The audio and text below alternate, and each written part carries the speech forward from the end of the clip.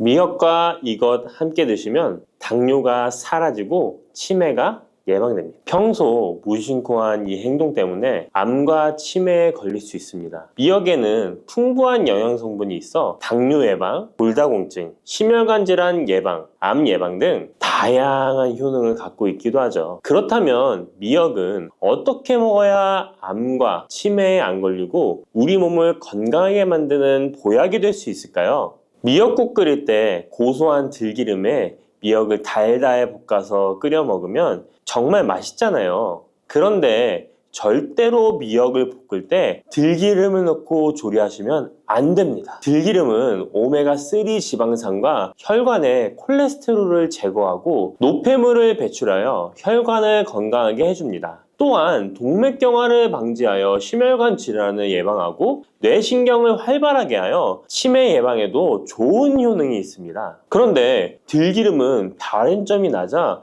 열을 가하게 되면 산패가 되어 좋은 성분은 없어지고 1급 발암물질인 벤조피렌이 생성됩니다. 벤조피렌은 암을 발생시킬 뿐만 아니라 뇌 분비계의 장애를 일으키고 뇌 건강에 악영향을 주는 정말 위험한 물질입니다. 건강에 좋은 줄 알고 넣은 들기름 때문에 오히려 건강을 해치는 독을 먹는 상황이 되는 거죠. 들기름은 미역국을 다 끓인 다음에 마지막에 한 스푼 넣어 드시면 들기름의 효능과 고소한 맛을 온전히 누릴 수 있습니다. 미역과 함께 드시면 절대 안 되는 두 번째 음식은 바로 대파입니다. 다른 국이나 찌개를 끓일 때는 파를 꼭 넣는데 유독 미역국을 끓일 때는 왜 파를 넣지 않는 걸까요? 그 이유는 미역과 대파 둘 다 알긴산이라는 성분이 있는데 이 알긴산은 미끌거리는 식감이 있습니다. 함께 드시게 되면 식감이 나빠지는 이유도 있지만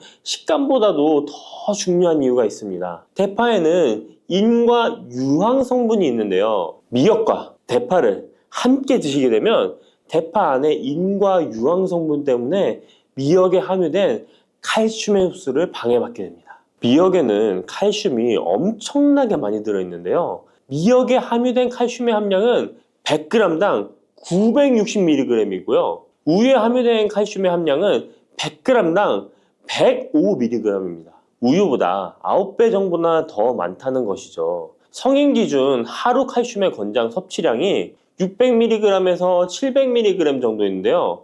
미역국을 한 그릇만 드셔도 충분히 섭취하실 수 있는 양입니다. 우유를 소화 못 시키는 분들이 칼슘을 섭취하기 위해서는 미역이 정말 좋은 식품이 되는 거죠. 이렇게 많은 칼슘은 우리 몸의 뼈를 튼튼하게 해주고 골다공증 예방에 도움을 주는데요. 이 골다공증 예방은 50대 이후의 여성분들에게는 정말 중요한 효능입니다. 골다공증으로 인해 골반뼈가 골절이 될 경우에 65세 이상은 30%가 1년 내에 사망하고 80세 이상은 50%가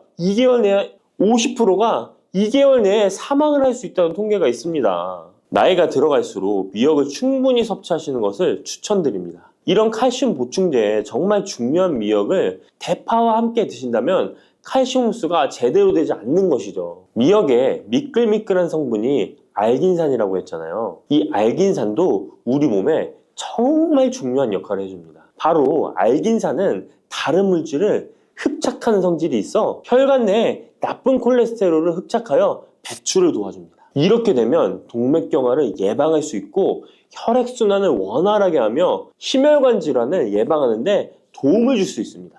미역이 피를 맑게 한다고 하잖아요. 바로 이 알긴산의 효능 때문에 혈관이 깨끗해지기 때문입니다. 또한 알긴산은 장 운동을 촉진하고 배변 활동을 원활하게 하여 변비 예방에 도움을 줍니다. 이는 미역의 풍부한 식이섬유와 함께 장 건강에 도움을 주는 거죠. 미역에 함유된 풍부한 식이섬유는 당뇨 예방에 탁월한 효능을 발휘하는데요. 국립보건원에서 장년층 7,400명을 대상으로 추적 조사를 해봤는데 해조류를 전혀 먹지 않는 사람과 매일 미역국 반 그릇 이상의 해조류를 섭취한 사람의 당뇨병 발생 위험도를 조사했는데 하루에 미역국 반 그릇 이상 먹는 사람이 해조류를 전혀 먹지 않는 사람에 비해 당뇨병 발생 위험도가 20%가 낮았습니다. 미역의 풍부한 식이섬유는 급격히 오르는 혈당을 막아주는데요. 식이섬유가 소화의 속도를 늦춰주고 인슐린의 분비를 조절해주기 때문입니다. 식이섬유는 포만감을 높여주고 칼로리가 낮아 식사량을 조절하는 데 도움을 주고 체내에 노폐물과 독소를 배출하여 체중을 감량하는 데도 도움을 주어 다이어트 식품으로도 많이 활용되고 있습니다.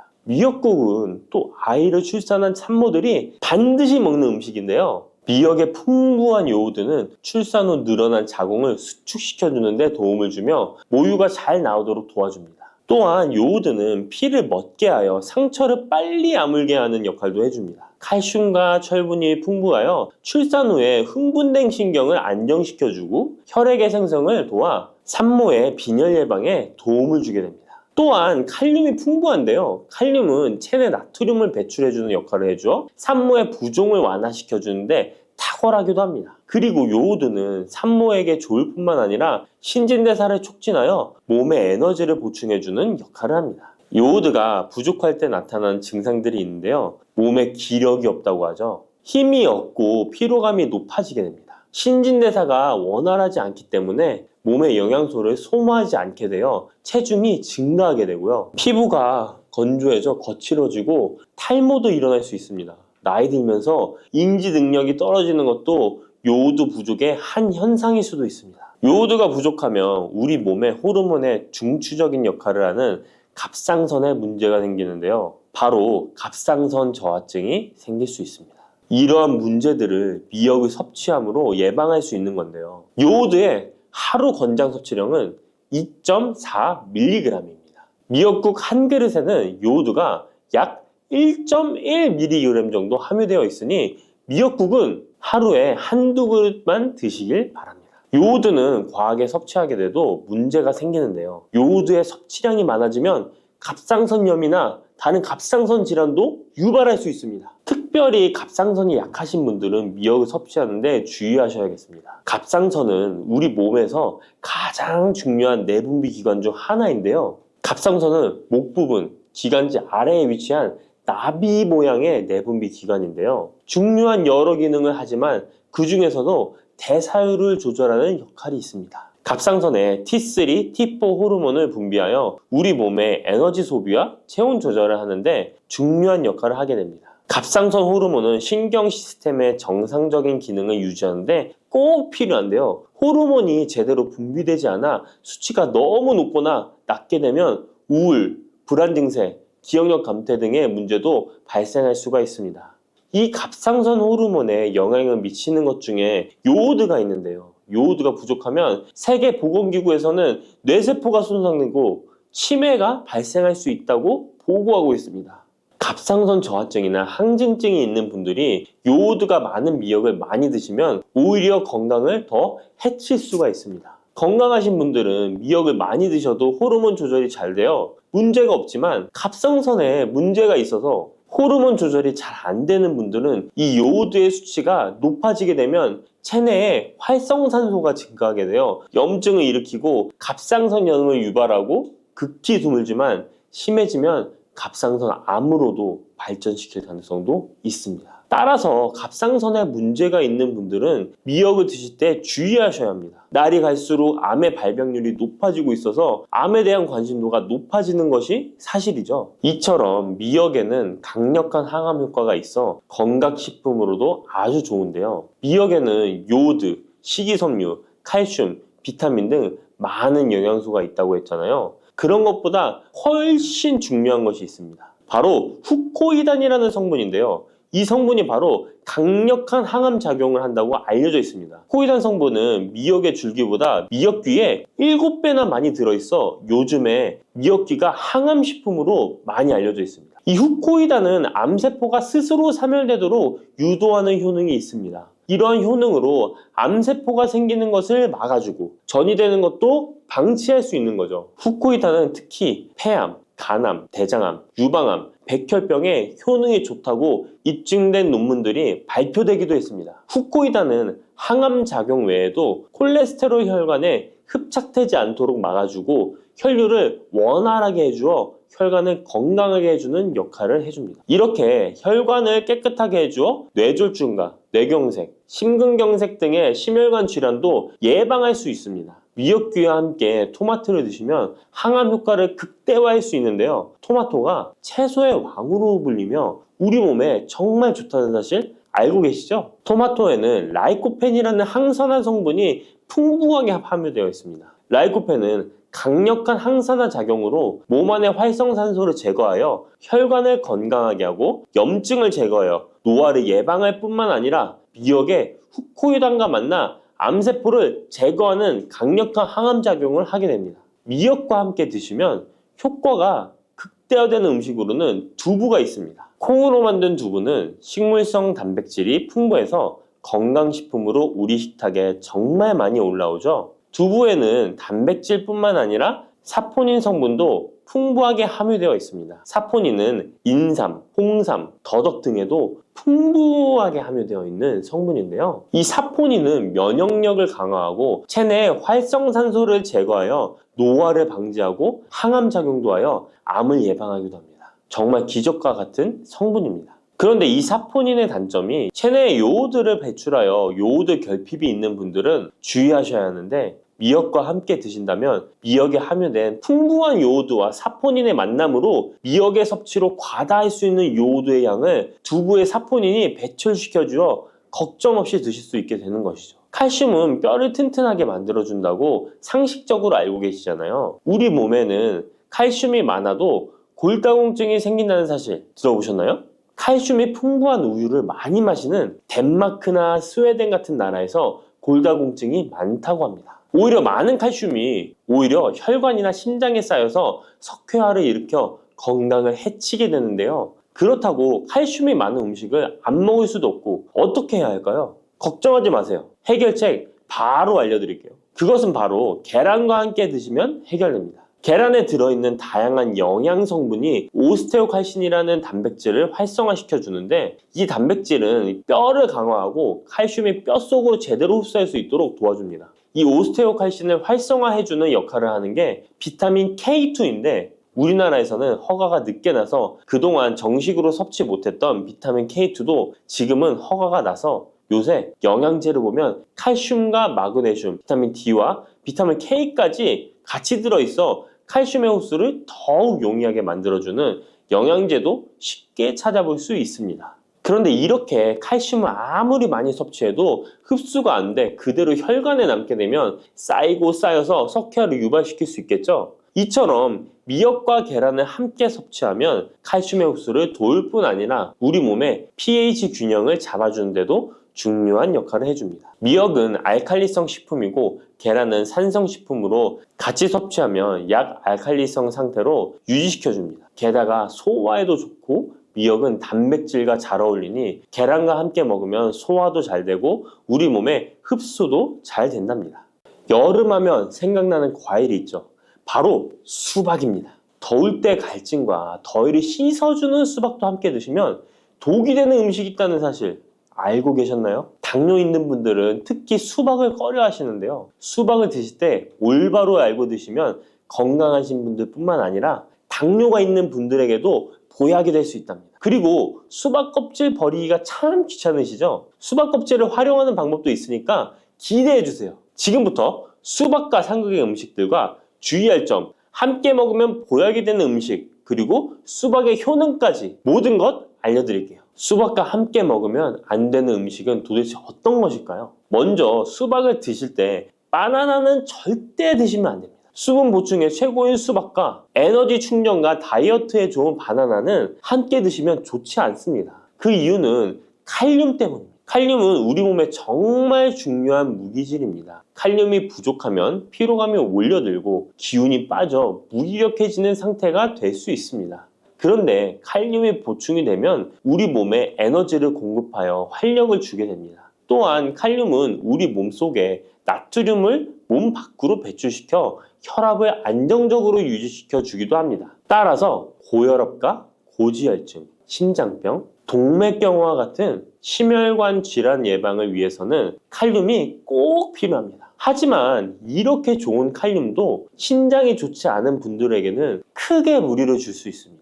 신장에서 칼륨이 잘 배출되지 않으면 근육이 약해지고 심장에서는 부정맥도 일으킬 수 있습니다. 수박과 바나나 모두 칼륨이 풍부하다는 것입니다. 함께 드시면 지나친 칼륨 섭취로 인한 부작용이 발생할 수 있다는 것 기억해 주세요. 최근 수박과 함께 치즈, 요거트를 곁들인 샐러드가 인기를 끌고 있는데요. 수박과 치즈, 요거트는 함께 드시면 안 되는 음식입니다. 함께 드시면 달콤 짭짤해서 먹기에는 너무 좋지만 우리 몸 안에서는 문제가 발생하게 되는데요. 수박 속에는 이뇨작용과 혈액순환을 도와주는 수분과 비타민까지 가득합니다. 눈 건강에 좋기로 소문난 비타민 A와 우리 몸에 에너지 충전 역할을 하는 비타민 B, 그리고 피로 회복에 도움을 주는 비타민 C가 많이 들어있죠. 뜨거운 여름에 수박 한 입 먹으면 더위에 지친 몸에 필요한 비타민과 무기질이 바로 채워지게 되는 것이죠. 게다가 수박의 영양 성분은 우리 몸에 곧바로 흡수되어 기력이 금방 회복될 수 있는 것입니다. 그런데 이때 요거트, 치즈와 함께 드시면 수박과 정반대의 작용을 하게 됩니다. 수박에 가득한 수분은 혈관을 타고 우리 몸에 비타민을 채워주고 반대로 혈관 속 찌꺼기와 노폐물을 몸 밖으로 빠르게 배출시켜주는 역할을 하지만 치즈와 요거트의 단백질과 지방은 느리게 소화되기 때문에 소화의 속도가 크게 차이가 나게 되는 거죠. 치즈의 요거트는 느리게, 수박은 빠르게 반응하게 되어 복부 팽만감과 소화불량을 일으킬 수 있습니다. 그리고 튀김 같은 기름 범벅인 음식도 수박과 함께 드시면 안 됩니다. 수박은 자체가 매우 차가운 성질을 가지고 있습니다. 무더위에 지친 우리 몸속의 열을 뚝 떨어뜨려주는 역할을 할 수 있는 것이죠. 그런데 기름기 가득한 튀김과 함께 드시면 어떤 일이 일어날까요? 위장 속에서 기름이 딱딱하게 굳어 소화에 굉장히 오랜 시간이 걸리게 됩니다. 더 심각한 것은 수박의 대부분을 차지하는 수분이 위액을 묽게 희석하여 소화를 더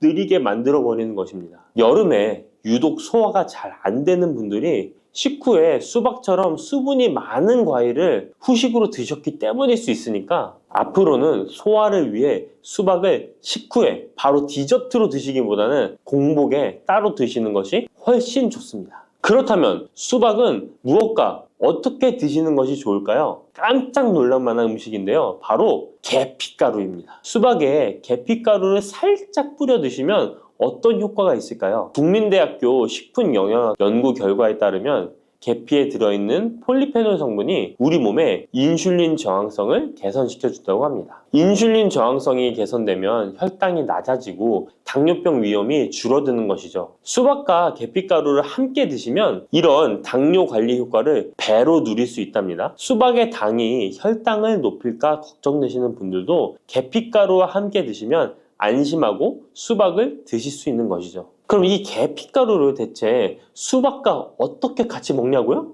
그럴 줄 알고 함께 먹는 방법도 준비했습니다. 수박 토마토 샐러드인데요. 수박 한쪽과 토마토 한 개를 적당한 크기로 준비하고 올리브 오일 한 스푼과 상추나 깻잎 같은 녹색잎 채소를 곁들이고 계피가루를 살짝 뿌려주면 완성입니다. 한 가지 더 알려드리자면 수박 레몬 주스입니다. 물 200ml에 수박 한쪽, 레몬 한 개를 믹서에 갈아주고 계피가루를 살짝 넣어 마시면 됩니다. 토마토도 수박과 함께 드시면 정말 좋은데요. 수박의 색이 빨간 이유는 라이코펜이라는 성분 때문입니다. 토마토가 기적의 항암식품으로 불리는 이유가 바로 빨간색 라이코펜 때문인데요. 놀랍게도 수박에는 토마토보다 라이코펜이 무려 30% 많이 들어있습니다. 수박의 라이코펜이 우리 몸속에서 각종 혈관 질환의 원인인 활성산소와 혈전을 싹 제거해줍니다. 또한 세포가 노화되고 산화되는 것을 막아주고 정상세포가 암세포로 변하는 것을 원천 차단해준답니다. 라이코펜이 풍성한 수박과 토마토를 함께 드시면 암을 예방하는 것은 물론이고 암세포를 사멸시키기도 한답니다. 토마토의 유기산과 수박 속의 칼륨이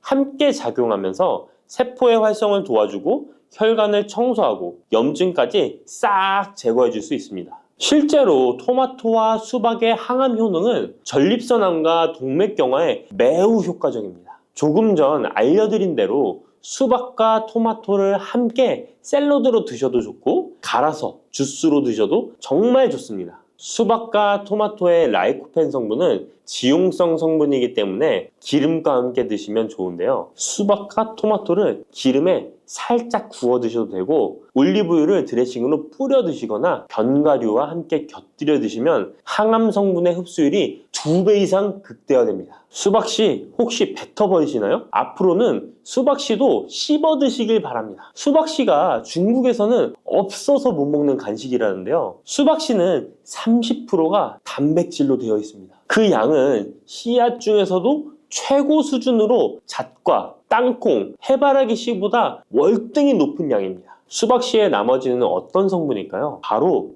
불포화 지방산인 리놀렌산입니다.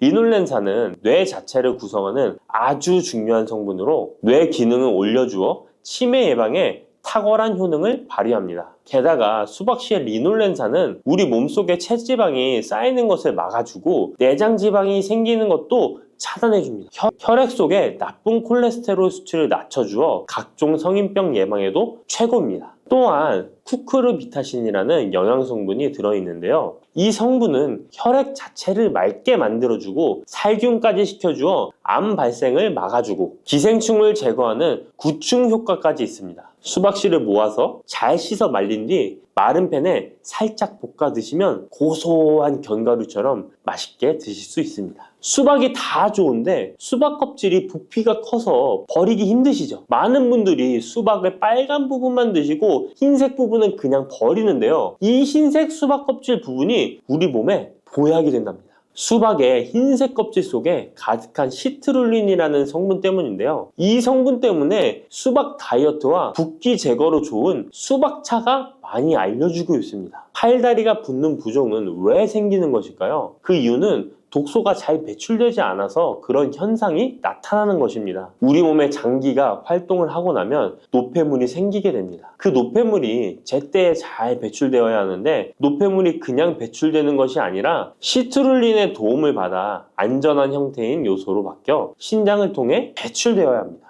그런데 이 시트룰린이 수박에 많이 들어있어 붓기 제거, 독소 배출에 효능이 탁월한 것입니다. 또한 시트룰린은 동맥 혈관 자체를 넓게 만들어주어 혈관이 넓어진 만큼 혈액순환도 더 원활해지고 온몸 구석구석에 산소 공급도 원활히 되는 것입니다. 근데 이 시트룰린이 수박의 빨간 과육보다 흰 껍질에 2배나 많이 들어있습니다. 그렇다면 수박 껍질을 그냥 버리면 안 되겠죠. 그러면 수박 껍질은 어떻게 먹을 수 있을까요? 간단한 방법은 깍두기를 만들어 드시면 되는데요. 수박 껍질을 적당한 크기로 썰어서 소금에 절인 후 매실청이나 식초를 넣고 숙성시키면 맛있는 수박 껍질 깍두기가 됩니다. 또 다른 방법은 수박 껍질 피클인데 적당한 크기로 얇게 썰어서 피클을 만들어 냉장 보관하면 깔끔한 맛과 아삭한 식감이 일품입니다. 또 여름이면 햇빛에 피부가 많이 그을리잖아요. 그때 수박 껍질을 사용하면 되는데요. 수박 껍질에 비타민이 특히 많아서 얇게 썰거나 갈아서 얼굴팩을 해주면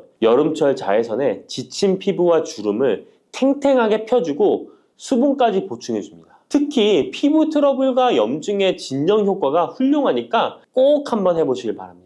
수박에는 먼저 말씀드린 효능들 외에도 생각지도 못한 놀라운 효능이 많이 있습니다. 노화 방지에 좋은데요. 수박에는 라이코펜, 베타카로틴, 비타민 등 항산화 성분이 풍부하게 함유되어 있어서 노화의 원인인 활성산소 제거에 도움을 주기 때문에 노화 방지, 탄력 있는 피부 유지에 도움이 됩니다. 또한 수박에는 비타민 C가 풍부하기 때문에 피부 미백과 피부 미용에 좋으며 수박에 들어있는 수분은 피부 보습 효과와 자극받는 피부를 진정시키는 효과가 있습니다. 그리고 수박은 피로 회복에도 좋은데요. 수박에는 몸속에서 흡수가 잘 되는 포도당과 과당이 풍부하게 함유되어 있어 피로를 빠르게 회복시켜주고 아르기닌도 풍부하기 때문에 더위로 인한 피로 해소와 숙취 해소에도 도움이 됩니다. 또한 비타민 복합체 중 하나인 콜린 성분도 풍부하기 때문에 뇌 기능을 원활하게 만들어 편안한 잠을 잘 수 있도록 도와주기도 합니다. 면역력도 강화해 주는데요. 수박에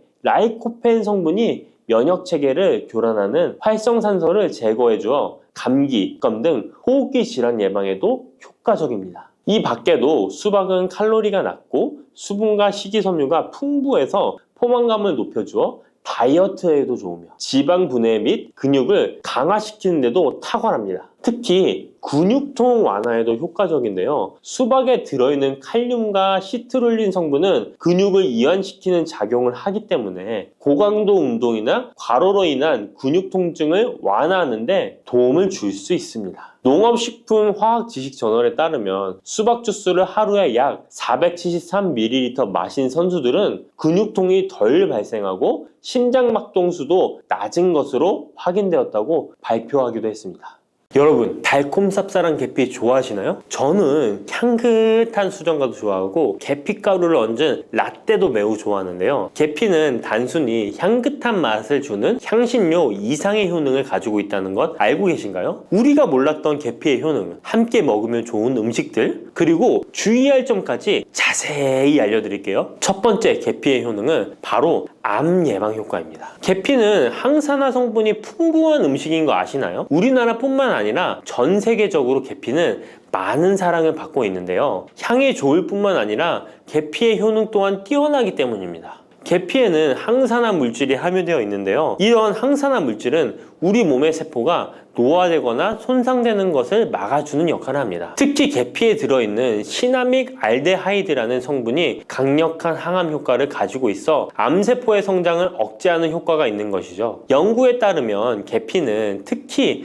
대장암이나 간암 예방에 효과적일 수 있다고 하는데요. 계피에는 항산화 물질인 폴리페놀이 풍부하게 함유되어 자유라디칼이라고 불리는 유해한 분자로부터 세포를 보호하는 역할을 합니다. 자유라디칼은 암 예방과 관련된 DNA 손상을 일으킬 수 있으므로 항산화 작용을 통해 암 예방에 도움을 줄 수 있습니다. 꾸준히 섭취하면 암 예방에 큰 도움이 될 수 있겠죠? 계피의 놀라운 효능 두 번째는 탁월한 콜레스테롤 관리입니다. 계피는 콜레스테롤 수치 조절에도 아주 유익한 식품인데요. 계피에 포함된 식이섬유와 폴리페놀 성분이 이와 같은 효능을 나타내는데 이 성분들이 혈관을 깨끗하게 유지하는데 중요한 역할을 한다고 합니다. 여러 연구에 따르면 계피에 포함된 성분들이 혈중 나쁜 콜레스테롤 LDL을 감소시키고 좋은 콜레스테롤 HDL을 증가시키는데 도움을 주고 있다고 합니다. 이는 계피에 함유된 특정 화합물이 콜레스테롤의 흡수를 억제하고 간에서 콜레스테롤의 생성을 감소시키는 작용을 할 수 있다는 것을 의미합니다. 계피는 체내에서 지방의 축적을 막고 혈관의 건강을 유지하는 데도 중요한 역할을 한다고 알려져 있죠. 고지혈증이나 고콜레스테롤 혈증은 심혈관 질환을 일으킬 수 있는 중요한 위험 요소로 알려져 있는데요. 계피는 이런 위험 요소를 관리하는 데 도움을 줄 수 있답니다. 따라서 계피를 적당히 섭취하면 콜레스테롤을 관리하는 데 유익하다고 할 수 있습니다. 심혈관 질환이 걱정되시는 분들에게는 정말 좋은 식품이죠. 세 번째, 계피의 아주 놀라운 효능은 바로 당뇨병 예방입니다. 당뇨병은 많은 분들이 고통받고 있는 질병이죠. 주위에 당뇨병 때문에 혈당 관리하시는 분들 자주 볼 수 있는데요. 그런데 계피가 당뇨병 관리에 큰 도움이 된다고 하니 놀랍지 않나요? 계피에 함유된 크로모라는 성분이 인슐린 민감성을 높여주어 혈당 수치를 안정시키는데 도움을 줄 수 있다고 하는데요. 연구에 따르면 계피를 꾸준히 섭취한 사람들은 식후 혈당이 급격하게 상승하는 것을 막을 수 있다고 합니다. 또한 계피에 포함된 시네믹 알데하이드 성분이 인슐린 민감도를 높여주고 혈당 수치를 안정시키는데 도움을 준다고 알려져 있죠. 이 성분이 인슐린이 더 잘 작용하도록 돕기 때문에 혈당을 효과적으로 조절하는데 도움을 주는 역할을 할 수 있습니다. 우리나라보다 더 계피를 좋아하는 인도에서 계피 섭취와 대사증후군에 관련한 실험이 진행되었는데요. 인도 델리 학교에서 진행한 실험 연구에 따르면 대사증후군이 있는 116명을 두 그룹으로 나눈 뒤 16주간 한 그룹은 계피 추출물을 섭취하고 다른 한 그룹은 계피가루가 들어있다고 속인 가짜 약을 섭취하게 했는데요. 16주 뒤 확인했더니 계피 추출물을 먹은 그룹은 가짜 약을 먹은 그룹에 비해 대사증후군에 악영향을 주는 체중, 혈당, 콜레스테롤 등의 수치가 개선되었다고 합니다. 참으로 놀랍죠. 물론 계피를 꾸준히 섭취하는 것만으로도 당뇨병을 완전히 예방할 수 있는 것은 아니지만 식이요법에 포함시킬 수 있는 좋은 재료라는 점은 분명합니다. 네 번째, 계피의 놀라운 효능은 바로 항염작용입니다. 계피가 항염작용까지 있다니 참 신기하죠? 계피에는 항염증 작용이 있는 화합물이 함유되어 있는데요. 계피에 들어있는 시나믹 알데하이드 성분은 염증을 줄이는데 효과적이라고 연구 결과도 있습니다. 이 성분은 몸속 염증 반응을 억제해 주어 관절염, 근육통, 염증성 질환이 있는 분들에게 매우 유익한 식품이죠. 특히 체내에서 발생하는 염증은 만성적인 질환을 유발할 수 있기 때문에 이를 예방하는 것이 중요한데요. 계피를 섭취하면 몸속 염증을 낮춰주는데 도움을 줄 뿐만 아니라 면역력 강화에도 긍정적인 영향을 미친다고 알려져 있습니다. 겨울철에는 찬바람과 습기로 인해 염증이 쉽게 발생하는데 계피를 섭취하면 몸을 따뜻하게 해주고 염증을 예방하는 데 도움이 됩니다. 계피 섭취가 일상적인 건강 유지, 특히 쌀쌀한 겨울에 아주 좋은 영향을 미친다고 할 수 있죠. 그렇다면 이것들과 계피와 함께 먹으면 계피의 효능이 2배가 된다는데요.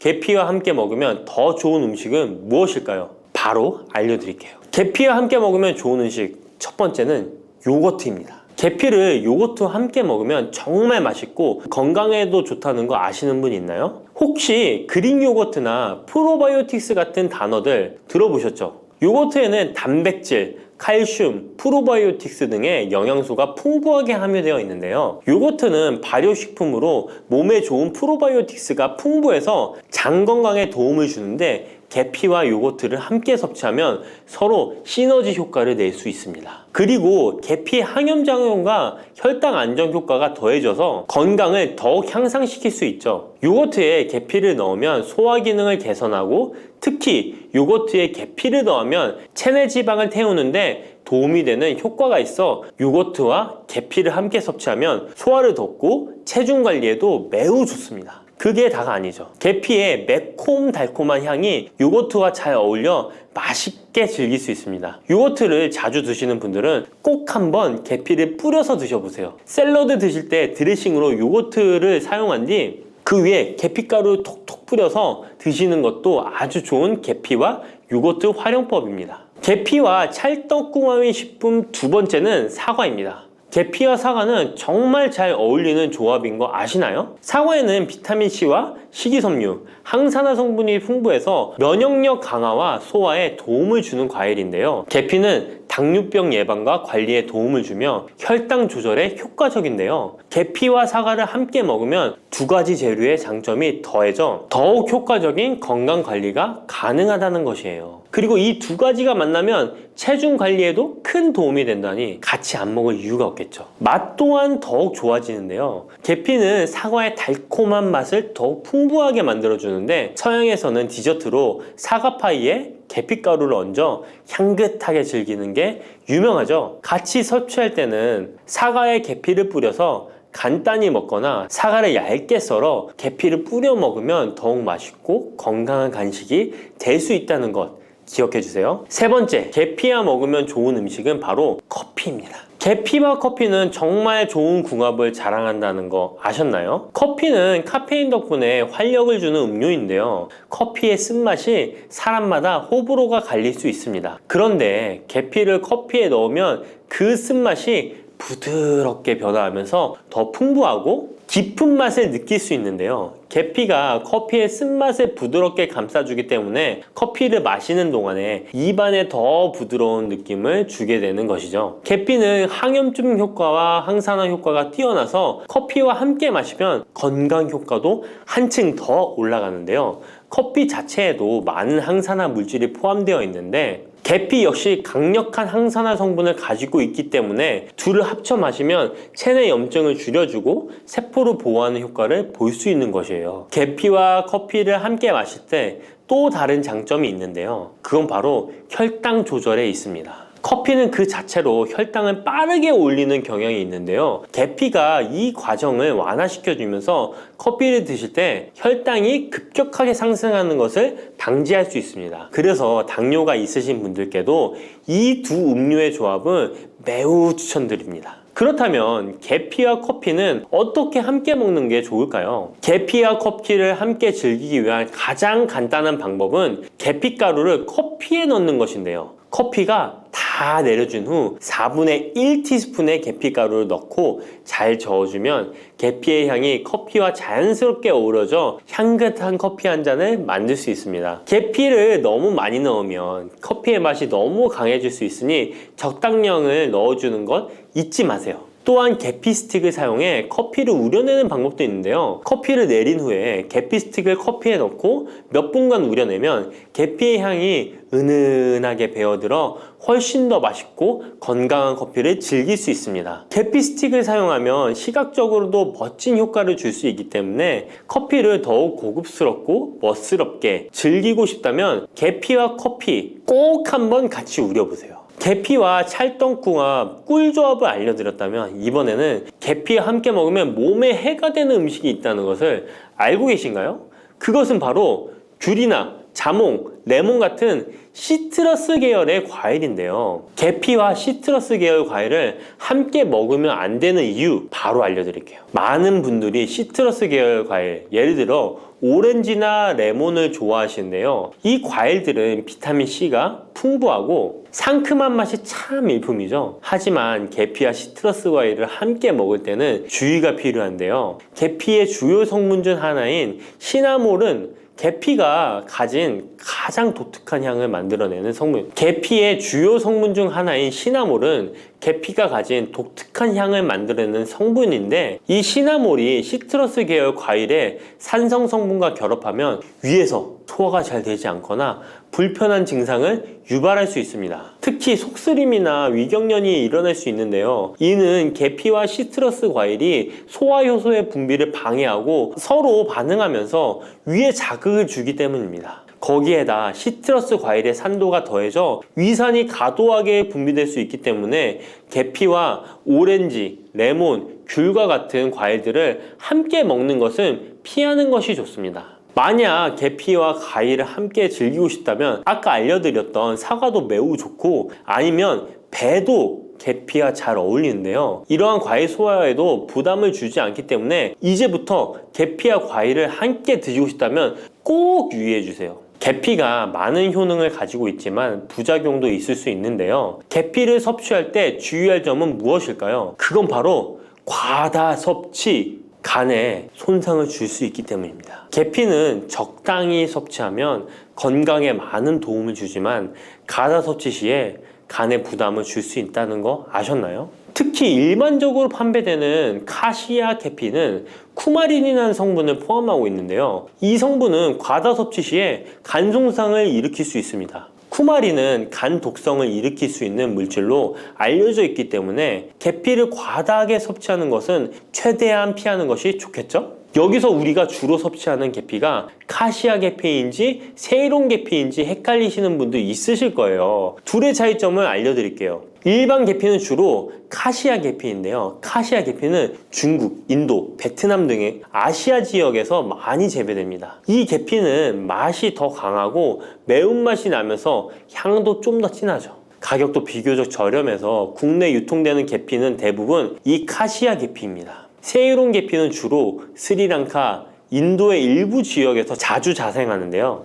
이 세이론 계피는 쿠마린의 함량이 매우 적답니다. 그래서 세이론 계피는 일반 계피보다 상대적으로 많이 섭취해도 건강에 부담이 적다는 것이죠. 세이론 계피는 향도 더 섬세하고 가벼운 느낌을 준다는 건데요. 세이론 계피는 더 희귀하고 가격이 비싸고 고급 계피로 취급되며 주로 건강식품이나 고급 요리에 사용됩니다. 앞서 말했듯이 우리가 쉽게 구할 수 있는 계피는 카시아 계피인데요. 그래서 섭취할 때는 보통 하루에 1에서 2g 정도 섭취하는 것이 안전한 양으로 권장되고 있고, 과다 섭취로 계피의 부작용을 경험하고 싶지 않으시다면 계피를 섭취할 때는 적당량을 지키는 것이 중요합니다. 꼭 기억해 주세요. 물렁한 복숭아 좋아하세요? 아니면 딱딱한 복숭아 좋아하세요? 사람들마다 본인이 좋아하는 복숭아의 종류가 따로 있죠. 백도, 황도, 천도, 요즘엔 신비 복숭아라는 것도 인기가 참 많은 것 같습니다. 냉장고에 뒀다 먹으면 달콤하고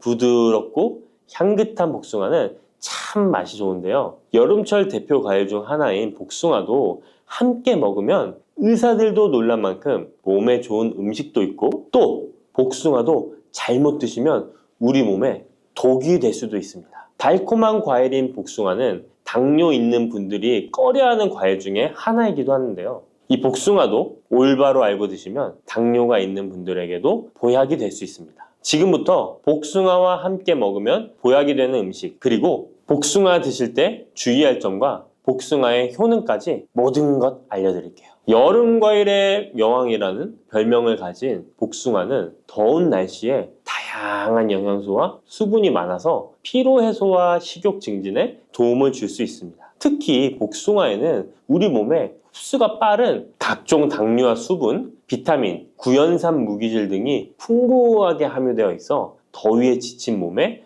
활력을 불어넣어주며 수용성 식이섬유인 펙틴과 폴리페놀의 함량도 높아서 혈관 건강에도 좋은데요. 펙틴은 혈중 콜레스테롤 수치를 낮추는 데 도움을 주기 때문에 각종 심혈관 질환 예방에 도움이 됩니다. 또한 복숭아에 함유된 칼륨 성분은 나트륨 배출을 촉진하고 혈압을 낮추는 데 도움을 주기 때문에 고혈압, 동맥경화 등을 예방하는 데 도움이 됩니다. 풍부한 식이섬유는 장 건강에 좋은 역할을 주는데요. 소화를 촉진하고 배변의 양을 늘려 규칙적인 배변 활동에 도움을 주기 때문에 변비뿐만 아니라 장 건강 증진에도 도움이 됩니다. 특히 수용성 식이섬유는 장내 유익항균의 먹이가 되어 장내 환경을 개선하는 데 도움을 주어 장 건강과 면역력 증진에도 놀라운 효능을 발휘합니다. 또한 수용성 식이섬유는 위염, 위궤양을 예방하기도 합니다. 복숭아의 달콤함 때문에 당뇨가 있는 분들은 복숭아 먹기가 꺼려지시잖아요. 이제부터는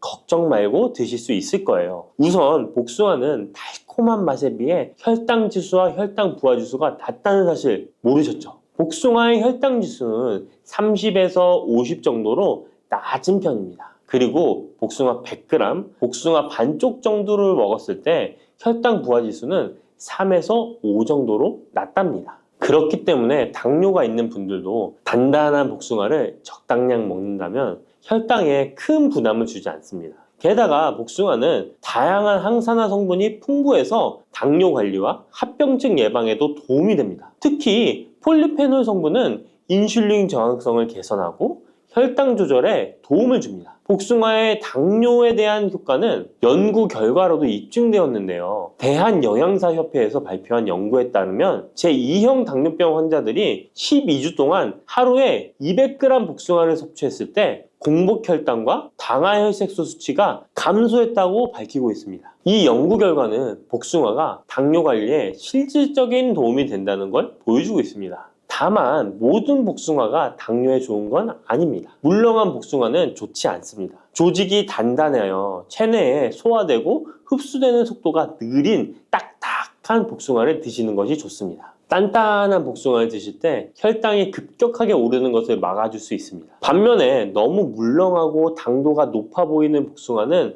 위험할 수 있습니다. 이런 물렁한 복숭아는 부드럽고 금방 소화되기 때문에 혈당을 급격하게 치솟게 만들 수 있습니다. 당뇨 환자의 혈당 관리에는 정말 치명적일 수 있어요. 혹시 복숭아 껍질을 함께 드시나요? 아니면 껍질은 버리고 부드러운 과육만 드시나요? 사실 복숭아 껍질에는 과육보다 무려 5배나 많은 식이섬유가 들어있습니다. 이 식이섬유는 당뇨 관리에 정말 중요한 성분입니다. 식이섬유가 풍부한 식품은 혈당 상승을 억제하고 인슐린 감성을 높여준답니다. 그래서 당뇨가 있는 분들은 복숭아를 껍질째 드시는 것이 좋습니다. 복숭아 껍질의 효과는 이미 여러 연구를 통해 입증되었는데 한국식품연구원에서 발표한 연구 결과에 따르면 복숭아 껍질 추출물이 혈당을 내려주고 인슐린 저항성 개선에 효과가 있다고 보고하기도 했습니다. 껍질에 풍부한 폴리페놀과 식이섬유가 이런 효과를 나타낸 것입니다. 복숭아는 당뇨뿐만 아니라 항암 효과도 있는데요.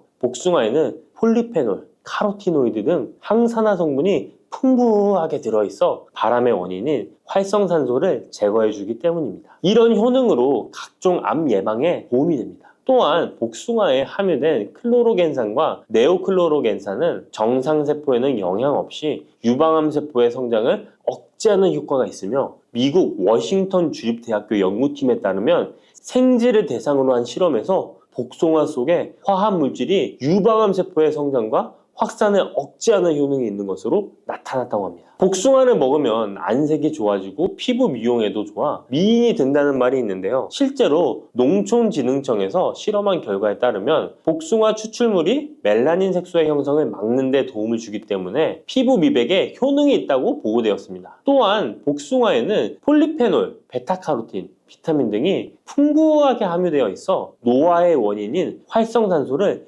제거해 주어 노화 방지에 도움이 된답니다. 복숭아는 수분의 함량이 높아 여름철 지친 피부에 수분 공급을 도와 피부의 활력을 높이는 데에도 탁월한 효능을 발휘합니다. 또한 복숭아는 신경을 안정시켜 주는데 도움이 됩니다. 성분이 들어있어 불면증, 불안감 등을 줄여주고 풍부한 마그네슘은 스트레스와 불안 해소를 돕고 과도한 흥분으로부터 신경계를 진정시켜주는 효과가 있습니다. 복숭아에 들어있는 구연산, 아스파라긴산, 글루타민 등은 스트레스를 줄이는 데 도움을 주기 때문에 잠자리에 들기 전 복숭아를 먹으면 여름철 불면증 해소에도 도움이 됩니다. 이렇게 좋은 복숭아도 함께 먹으면 시너지가 폭발해 보약이 되는 음식들이 있습니다. 아몬드, 호두와 같은 견과류에는 불포화 지방산이 매우 풍부합니다. 이 불포화 지방산이 인슐린 감수성을 높이고 혈당을 안정시켜 주는데 여기에 복숭아의 폴리페놀이 더해지면 혈당 조절 효과는 높아지게 됩니다. 달콤한 복숭아와 고소한 견과류를 함께 드시면 당뇨 예방과 당뇨 관리에 최고인 것이죠. 그리고 많은 분들이 요거트에는 유산균이 풍부해 장 건강에 도움이 된다는 걸 알고 계실 거예요. 여기에도 복숭아를 함께 드시면 그 효과가 2배로 늘어나는데요. 복숭아에 들어있는 폴리페놀이 유산균의 활성을 높여주는데요. 이렇게 되면 장내 환경이 좋아져 인슐린 저항성도 개선되고 혈당 조절도 쉬워집니다. 계피는 인슐린 저항성을 개선하는 것으로 잘 알려져 있습니다.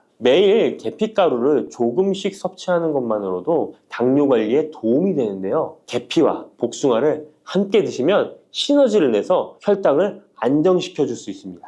이렇게 몸에 좋을 것만 같은 복숭아도 드실 때 주의하셔야 할 것들이 있습니다. 언제, 어디서든 먹기 좋은 복숭아, 통조림 잘 알고 계시죠? 복숭아 통조림을 절대 드시면 안 됩니다. 통조림 복숭아에는 설탕의 함량이 매우 높기 때문입니다. 많은 설탕이 들어가 있을 뿐만 아니라 복숭아 자체도 물렁물렁하여 드시게 되면 혈당이 급격히 올라가게 됩니다. 당뇨 환자에겐 치명적일 수 있을 뿐만 아니라 건강한 사람도 자주 드시게 되면 췌장이 망가지고 각종 심혈관 질환의 위험이 높아질 수 있습니다. 게다가 통조림 가공 과정에서 영양소 손실도 많이 일어나게 되는데요. 비타민 C와 폴리페놀 같은 중요한 영양소가 파괴될 수 있습니다. 이렇게 되면 당뇨 관리에 도움되는 성분뿐 아니라 건강에 좋은 여러 영양 성분이 사라져 그냥 단맛 나는 젤리? 비슷한 음식을 먹는 것과 마찬가지가 되는 것입니다. 그러니 통조림 말고 반드시 싱싱한 복숭아를 드시기 바랍니다. 또한 복숭아에도 부작용이 있는데요. 복숭아 알러지 많이 들어보셨죠? 복숭아 알러지가 있거나 복숭아를 먹었을 때 두드러기, 호흡곤란, 설사, 발작 등의 증상이 발생한다면 복숭아는 피하는 것이 좋습니다. 또한 복숭아는 식이섬유의 함량이 높아서 과도하게 많이 먹게 되면 설사, 복통 등의 부작용이 발생할 수 있으니 과다 섭취는 피하시기 바랍니다. 지방 함량이 높은 음식과 함께 섭취하면 복숭아의 유기산이 지방 분해를 막아 배탈을 유발할 수 있습니다. 복숭아 씨앗에는 아미그달린 성분이 많이 들어있기 때문에 과다 섭취 시 사이안 화물 중독에 의해 구토나 간 손상, 호흡곤란, 동공 확장, 현기증 등의 부작용이 발생할 수 있으니 복숭아 씨앗 섭취는 절대 하시면 안 됩니다. 복숭아 보관은 어디에? 어떻게 하시나요? 냉장고 아니면 상온에 보관하실 텐데요. 일단 복숭아는 구입한 당일이나 다음날 바로 드시는 것이 좋습니다. 상온에서 2에서 3일 정도 보관했다가 드시면 맛이 가장 좋습니다. 그런데 구매한 양이 많아 전부 못 드시게 되면 냉장 보관하시기 바랍니다. 냉장 온도는 5도 정도의 온도로 유지해 주는 것이 좋습니다. 너무 차갑게 하시면 단맛이 떨어질 수 있으니 추천드리지 않습니다. 그러면 냉장 보관한 복숭아는 바로 꺼내 먹어도 될까요? 시원해서 좋을 수 있지만 먹기 1시간 전에 꼭 상온에 꺼내 두었다가 드시는 것을 추천드립니다. 8도에서 13도 사이가 복숭아가 가장 맛있는 온도입니다. 상온에 잠시 두면 냉장고의 차가운 온도가 풀리면서 복숭아의 달콤함이 살아납니다.